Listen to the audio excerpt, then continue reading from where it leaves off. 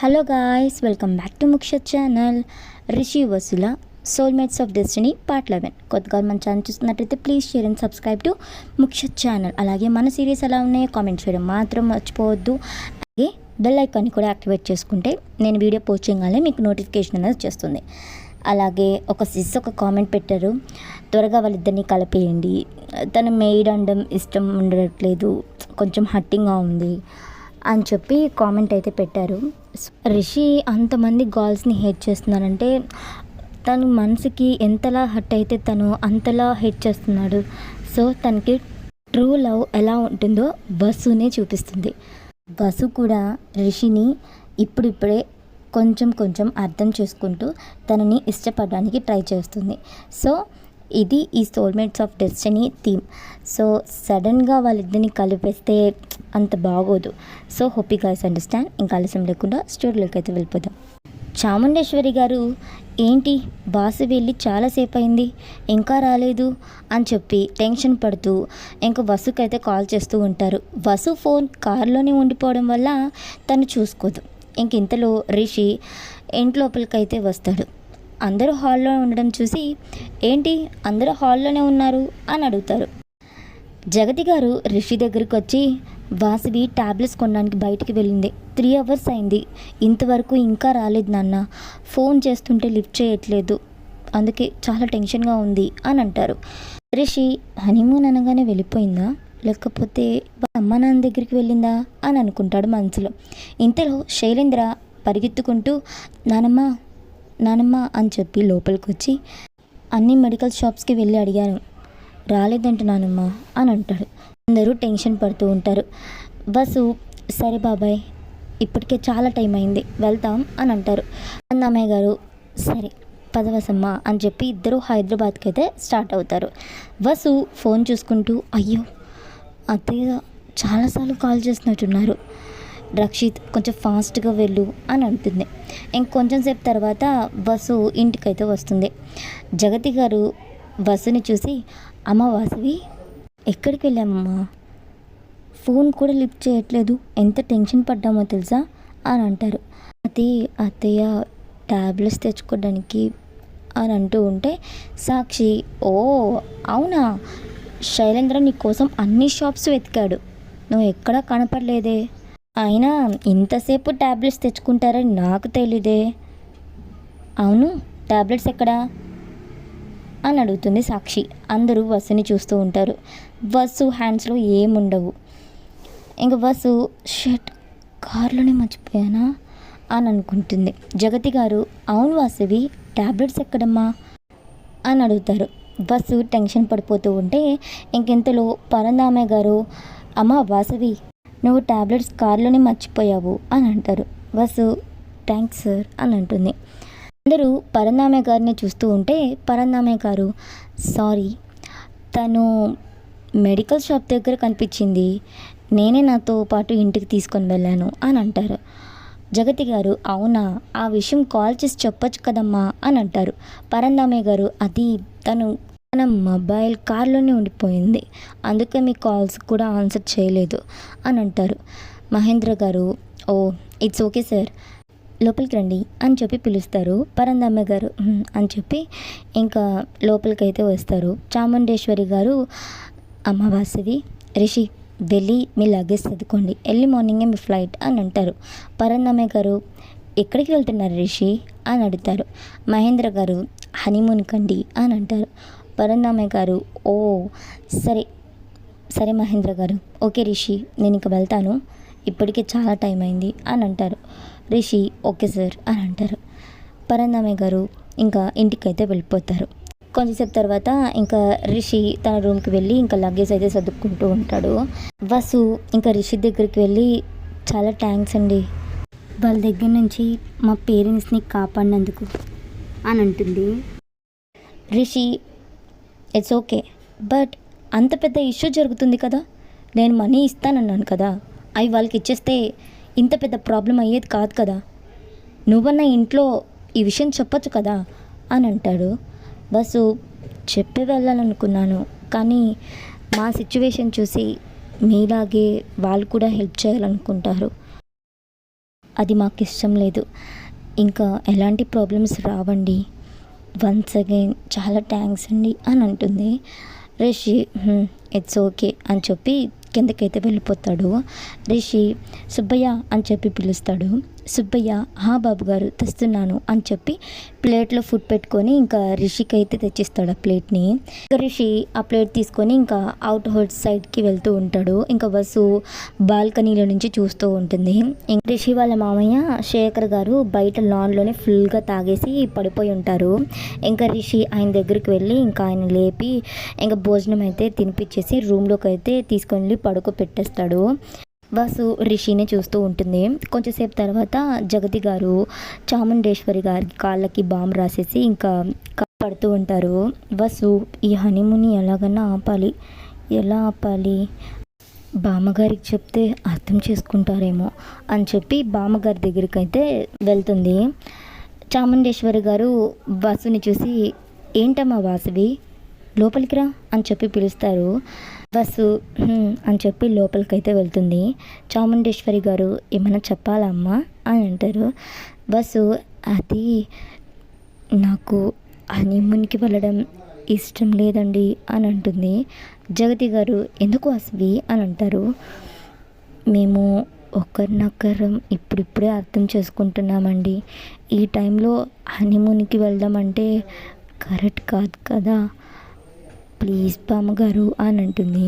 చాముండేశ్వరి గారు ఏంటమ్మా రిషినితో సరిగ్గా ఉంటున్నాడు కదా, మీ ఇద్దరి మధ్య ఏదన్నా ప్రాబ్లమా అని అడుగుతారు. జగతి గారు చెప్పు వాసువి రిషినితో బాగానే ఉంటున్నాడు కదా అని అడుగుతారు. వసు అయ్యో అదేం లేదండి, ఆయన నాతో బాగానే ఉంటున్నారండి, ప్లీజ్ బామ్మగారు ఇప్పుడే హనీమూన్కి వెళ్ళడం నాకు ఇష్టం లేదు అని అడుగుతుంది. చాముండేశ్వరి గారు సరేనమ్మా మీ ఇష్టం అని అంటుంది. బస్సు థ్యాంక్స్ బామ్మగారు అని చెప్పి వెళ్ళి చాముండేశ్వరి గారిని హక్ చేసుకుంటుంది. ఇంక రిషి ఇదంతా బయట నించొని వింటూ ఉంటాడు. బస్సు అత్తయ్య మీరు వెళ్ళి పడుకోండి, నేను బామ్మగారికి కాలు పడతాను అని అంటుంది. జగతి గారు వద్దులేమ్మ నువ్వు వెళ్ళి పడుకో అని అంటారు. పర్లేదు అత్తయ్య మీరు వెళ్ళి పడుకోండి అని అంటుంది. జగతి గారు సరే అని చెప్పి ఇంకా వెళ్ళిపోతారు. రిషి జగతి గారు వస్తూ ఉంటే ఇంకా రిషి పైకి అయితే వెళ్ళిపోతాడు. ఇంకా వసు బామ్మగారి కాళ్ళు అయితే పడుతూ ఉంటుంది. ఇద్దరు కబుర్లు చెప్పుకు మాట్లాడుకుంటూ ఇంకా కొంచెంసేపటికి వసు సరే బామ్మగారు గుడ్ నైట్ అని అంటుంది. గుడ్ నైట్ అమ్మా అని చెప్పంటారు బామ్మగారు కూడా. ఇంకా బస్సు అయితే ఇంకా తన రూమ్కి అయితే వెళ్ళిపోతుంది. ఇంకా మెల్లగా డోర్ అయితే వేస్తూ ఉంటుంది. బస్సు రిషిని చూసి తిని ఇంకా పడుకోలేదా అని చెప్పి ఒక చిన్న స్మైల్ అయితే ఇచ్చి వెళ్ళి రిషికి తనకి ఇంకా చున్నీని అయితే అడ్డుకట్టుగా కట్టేస్తుంది. రిషి దీనికి థ్యాంక్స్ చెప్పాలా వద్దా, నేనెందుకు చెప్పాలి, తనకి వెళ్ళడం ఇష్టం లేదు కాబట్టి బామ్మకు చెప్పి హనీమూన్ క్యాన్సిల్ చేపించింది అని అనుకొని ఇంకా వెళ్ళైతే పడుకుంటాడు. బస్సు హ్యాపీగా వెళ్ళి తను కూడా ప్రశాంతంగా నిద్రపోతుంది. ఇంకా మార్నింగ్ లేచి ఫ్రెష్ అయ్యి కిందకి వెళ్ళి అందరికీ కాఫీ ఇచ్చేసి ఇంకా బటర్ మిల్క్ తీసుకొని అవుట్ హౌస్కి అయితే వెళ్తుంది. బస్సు ఏంటి లైట్స్ అన్నీ ఆన్ చేసే ఉన్నాయి, బాబాయ్ గారు బాబాయ్ గారు అని చెప్పి పిలుస్తుంది. శేఖర్ ఎవరు అని చెప్పి బయటకైతే వస్తారు. వాసు నేను వాసవిని, ఏంటమ్మా ఇదిగోండి, అది పొద్దున్నే అది తాగనమ్మా అని అంటారు. ఓ అవునా సరే సుబ్బయ్య సుబ్బయ్య అని చెప్పి పిలుస్తుంది. సుబ్బయ్య తెస్తున్నానమ్మా అని చెప్పి వస్తాడు. ఇదిగోండి అయ్యా మీ బెడ్ పెగ్గు అని చెప్పి ఇస్తూ ఉంటారు. శేఖర్ గ్లాస్ తీసుకోబోతూ ఉంటే బస్సు బాబాయ్ గారు ఏంటమ్మా మీరు కళ్ళు మూసుకొని కూడా తాగలరా అని అడుగుతుంది. చిటికలో తాగేస్తాను అని అంటారు. అవునమ్మా అయ్యగారు కళ్ళు మూసుకొని కూడా తాగేస్తారు అని అంటాడు. బస్సు సరే కళ్ళు మూసుకొని తాగండి చూద్దాం అని అంటుంది. శేఖర్ ఓకే అని చెప్పి కళ్ళు మూసుకుంటారు. బస్సు గ్లాస్ని అయితే చేంజ్ చేసేస్తుంది. శేఖర్ కళ్ళు మూసుకొని తాగేసి ఇది మజ్జిగ అని అంటాడు ఒక ఎక్స్ప్రెషన్ పెట్టి. బస్సు సారీ బాబాయ్ గారు మీరు ప్రతిరోజు ఆ బెడ్ తాగితే మీ హెల్త్ పాడైపోతుంది, అందుకే నేనే గ్లాస్ చేంజ్ చేసేసాను, సారీ బాబాయ్ గారు అని అంటుంది. శేఖర్ చాలా కోపంగా పైకి లెగుస్తాడు. వసు దగ్గరికి వెళ్ళి ఇంకా చెయ్యైతే లేపుతాడు. వసు కళ్ళు మూసేసుకుంటుంది. శేఖర్ గారు వసు తల నిమురుతూ చిన్న స్మైల్ అయితే ఇచ్చి, ఇక మీదట నీకోసం మార్నింగ్ మజ్జిగ తాగుతాను, ఇక మీదట నో హ్యాంగ్ ఓవర్ ప్యాక్ అని అంటారు. వసు నిజంగానా బాబాయ్ గారు? అవునమ్మా అని అంటారు. ఇంకా వసు మీరు ఫ్రెష్ అవ్వండి, నేను వెళ్ళి మీకు టిఫిన్ తీసుకుని వస్తాను అని అంటుంది. శేఖర్ గారు సరేనమ్మా అని చెప్పి వెళ్ళి ఫ్రెష్ అవ్వడానికి అయితే వెళ్తారు. ఇంకా వసు టిఫిన్ ప్రిపేర్ చేసి ఇంకా శేఖర్ గారికి అయితే తీసుకొని వచ్చి ఇస్తుంది. ఆయన తింటూ ఉంటే రూమ్ మొత్తం సర్దుతూ ఎలా ఉంది మీ రూమ్ ఇప్పుడు అని అడుగుతుంది. శేఖర్ చాలా బాగుందమ్మా అని అంటారు. వసు థ్యాంక్ యూ బాబాయ్ గారు చెప్పేసి ఇంకా వెళ్ళిపోతుంది. అమ్ము జున్ను ఇంకా నిద్రపోతూ ఉంటే వెళ్ళి బెడ్షీట్ని అయితే లాగుతూ ఉంటుంది. వాళ్ళేమో పైకి లాక్కుంటూ ఉంటారు. ప్లీజ్ అమ్మ జున్ను లేకవండి అంటుంది. ఇంక వాళ్ళు నిద్ర లేచిన సైలెంట్గా ఉంటారు నవ్వుకుంటూ బెడ్షీట్లో. బస్సుకు అర్థమైపోతుంది. బస్సు సరే నేను వెళ్తున్నాను, మీ మామ్నే వచ్చి మిమ్మల్ని రెడీ చేయమంటాను సరేనా అని చెప్పి వెళ్ళబోతూ ఉంటే జున్ను స్టాచ్యూ పిన్ని అని అంటారు. వసు స్టిఫ్ అయిపోతుంది. ఇంకా అమ్మ జున్ను వచ్చి వసుకి 2 బుగ్గల మీద ముద్దు పెట్టేసి గుడ్ మార్నింగ్ పిన్ని అని అంటారు. వసుకి కూడా గుడ్ మార్నింగ్ కిడోస్ అని చెప్పి ఇంక వెళ్ళి వాళ్ళని ఫ్రెష్ అయితే అవ్వమంటుంది. ఇంకా తన రూమ్లో ఫోన్ మర్చిపోయిందని చెప్పి ఫాస్ట్గా రూమ్లోకి అయితే వెళ్తుంది. ఇంకా రిషి సడన్గా డోర్ ఓపెన్ చేస్తారు. ఇద్దరు చాలా దగ్గరగా వచ్చేస్తారు. ఇద్దరు అలాగే ఒకరినొకరు చూసుకుంటూ ఉండిపోతారు. రిషి డోర్ నాక్ చేసి రావాలని తెలీదా అని అంటాడు. వసు మీరు బయటికి వస్తారని నాకు తెలియదు కదా అని అంటుంది. రిషి మామ్ మామ్ అని చెప్పి పిలుస్తూ ఉంటాడు. జగతి గారు వస్తున్నా. ఏంటి నాన్న? మామ్ ఈ బటన్ ఊడిపోయింది, కొంచెం స్టిచ్ చేయవా అని అంటారు. వాసవికి చేస్తుంది, నాకు అర్జెంట్ వర్క్ ఉంది, అదిగో మీ డాడ్ కూడా పిలుస్తున్నారు, నేను వెళ్తున్నాను అని చెప్పి నవ్వుకుంటూ వెళ్ళిపోతారు. వసు ఇప్పుడు తను నన్ను హెల్ప్ అడుగుతాడా అని అనుకుంటుంది. రిషి ఈ రిషేంద్ర భూషణ్ ఎవరిని హెల్ప్ అడగడు అని వెళ్ళి నీటిలో దారం అయితే ఎక్కిస్తూ ఉంటాడు, కానీ అది ఎక్కదు. సో రిషిని చూస్తుంది. రిషి అంత తిప్పలు పడుతూ ఉంటే కొంచెం ఫన్నీగా అనిపిస్తుంది. వాట్ అని అనుకొని నేను హెల్ప్ చేయనా అని అడిగానా అని అనుకుంటుంది. రిషి ఏంటి తిను అలా చూస్తుంది అని టవల్ సర్చ్ చేసుకుంటూ హెల్ప్ చేయాలని చూస్తుందా? ఒకవేళ తను హెల్ప్ చేయాలనుకున్నా ఈ రిషేంద్ర భూషణ్ తన దగ్గర హెల్ప్ తీసుకోవడానికి రెడీగా లేడు అని ఇంకా వేరే షర్ట్ తీసుకొని ఇంకా రెడీ అవుతూ ఉంటాడు. వసు ఇంటిని చూస్తూ వాట్ ఇంత ఈగోయిస్టిక్ మేల్ క్యాండిడేట్ని ఇప్పటి వరకు ఎప్పుడు చూసిందే లేదు నేను ఉంటుంది. జున్ను పిన్ని అని చెప్పి పిలుస్తారు.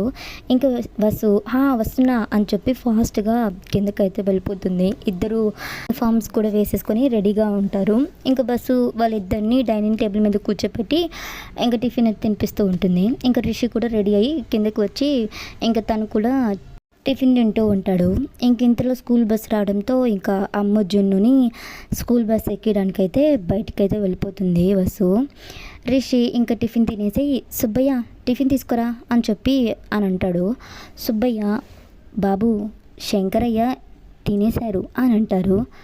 నువ్వు పెట్టావా? లేదు బాబు, ఇంట్లో వాళ్ళు ఎవరు అటు పోరు కదా, ఎవరు పెట్టారు మరి అని అనుకుంటాడు. బాస్వి అమ్మగారే పెట్టారు కానా? అవును బాబు, ఇక మీద శేఖర్ బాబు పొద్దున్నే ఆ దరిద్రాన్ని ఆ హ్యాంగ్ ఓవర్ పెగ్గో ఏదో అంటారు కదా, అది ఇంకా తాగరంట, మజ్జిగే తాగుతానని మీ అమ్మగారికి చెప్పారు అని అంటారు. రిషి కొంచెం స్మైల్ అయితే ఇచ్చి సరే నువ్వు వెళ్ళు అని చెప్పి కారులో ఆఫీస్కి అయితే స్టార్ట్ అవుతాడు. బస్సు ఎదురుగా వస్తూ ఉంటుంది. రిషి బస్సుని చూసి దీని ఎదురుగా వస్తుంది, ఈరోజు ఇంకేం జరుగుతుందో అని అనుకుంటూ ఆఫీస్కి అయితే వెళ్తాడు. ఇక్కడితో స్టోరీ అయిపోయింది గాయ్స్. సో బస్సు ఎదురుగా వస్తుంది అన్నాడు కదా, సో రేపు రిషికి పాజిటివ్ జరుగుతుందా నెగిటివ్ జరుగుతుందో కామెంట్ చేయండి. మన ఛానల్ చూస్తున్నట్టయితే please share and subscribe to Mukhyat channel. అలాగే మన సీరీస్ ఎలా ఉన్నాయి కామెంట్ చేయడం మాత్రం మర్చిపోవద్దు. Please to subscribe to Mukhyat channel.